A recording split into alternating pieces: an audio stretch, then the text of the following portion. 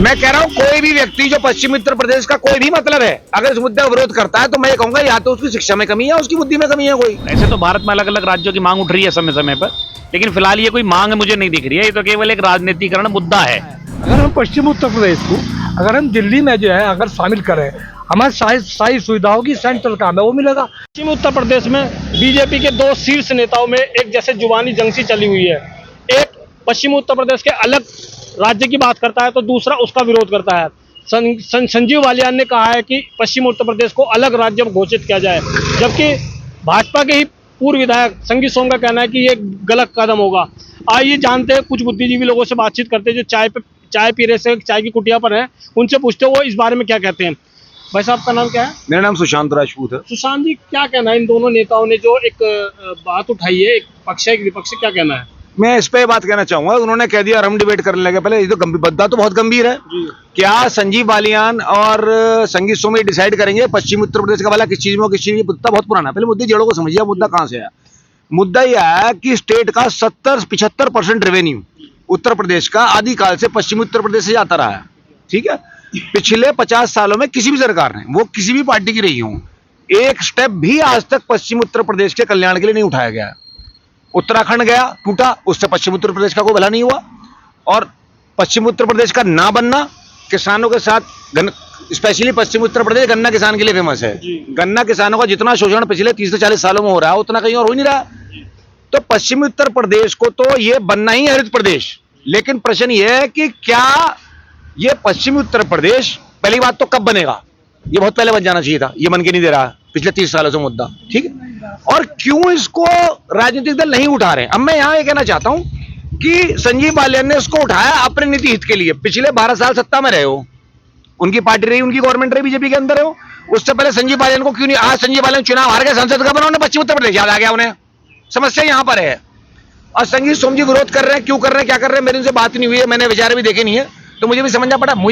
मेरी समझ में ये बात नहीं आती, चाहे मुद्दा किसी ने भी उठाया हो, प्रश्न ये नहीं है।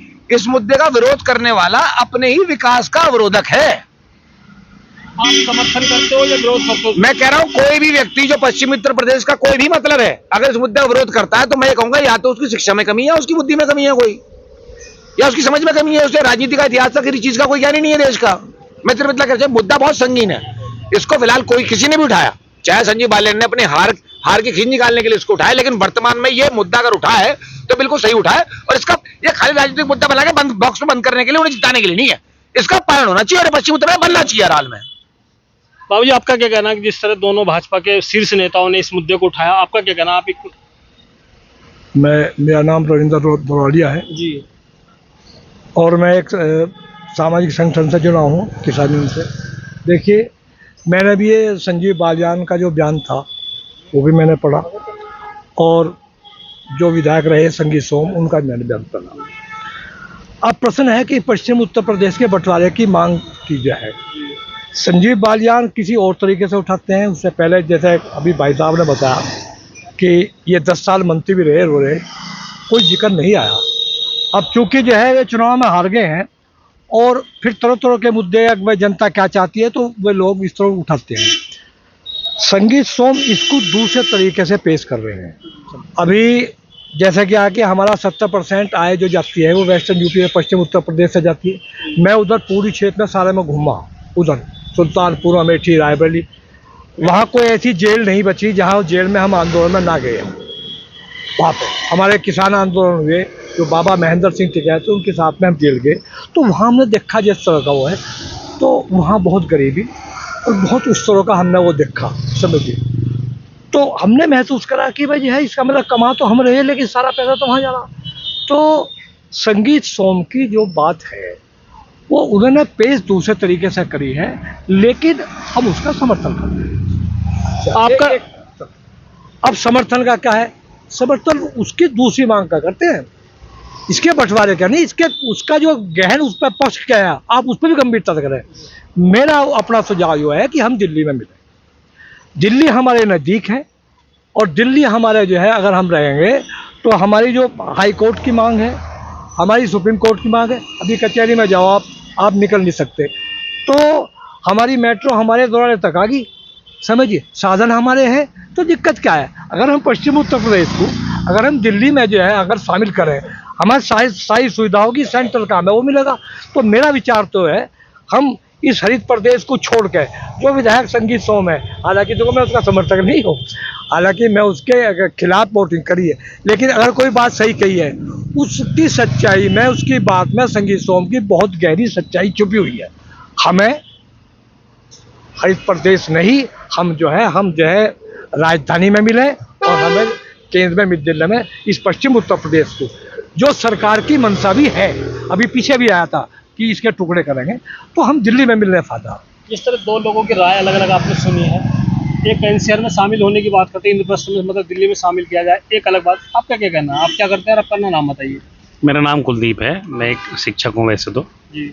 और जो मैं बात करूं अगर पश्चिमी उत्तर प्रदेश के अलग होने की, तो पहले तो ये समझ लीजिए कि जो राज्य नए बनने का जो प्रमाण है या जो पैरामीटर है वो किसी आधार पर है, किसी के कहने से बोलने से राज्य नहीं बनते। मायावती जी ने 4 जगह इसको बांट दिया था, अब तक वो पास नहीं हुआ। तो अब बात है कि बालियान साहब ने क्या कही है और संगीत सोम जी माननीय विधायक जी ने क्या कही है, तो ये उनकी पर्सनल व्यक्तिगत सोच हो सकती है दोनों की, कि वो बनवाना चाहते हैं, वो बनवाना नहीं चाहते। लेकिन हाँ, एक बात इसमें साफ दिखाई दे रही है, जैसे कि मंत्री जी चुनाव वर्तमान समय में हार गए हैं, तो वो कहीं ना कहीं अपनी ज़मीन को मजबूत करने के लिए वो एक मुद्दे को हवा दे रहे हैं। दूसरी चीज़ रही संगीत सोम जी की, तो वो सब जग उजागर है ही कि दोनों के बीच में किस प्रकार के संबंध हैं और कैसे हैं।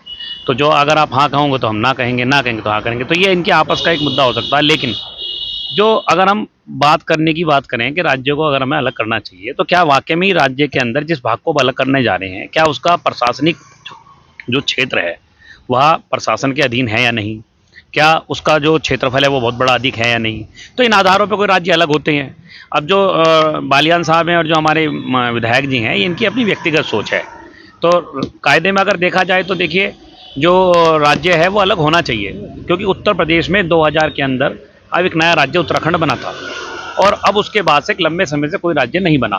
तो एक लंबे समय से उत्तर प्रदेश का भी जो क्षेत्रफल है वो बहुत ज़्यादा अधिक है, और अगर डेवलपमेंट कराना है आपको और डेवलपमेंट बढ़ाना है तो वहाँ पे उस राज्य का विभाजन बहुत ज़रूरी है। ऐसे तो भारत में अलग अलग राज्यों की मांग उठ रही है समय समय पर, लेकिन फिलहाल ये कोई मांग मुझे नहीं दिख रही है, ये तो केवल एक राजनीतिकरण मुद्दा है। आपका क्या कहना बाबू जी?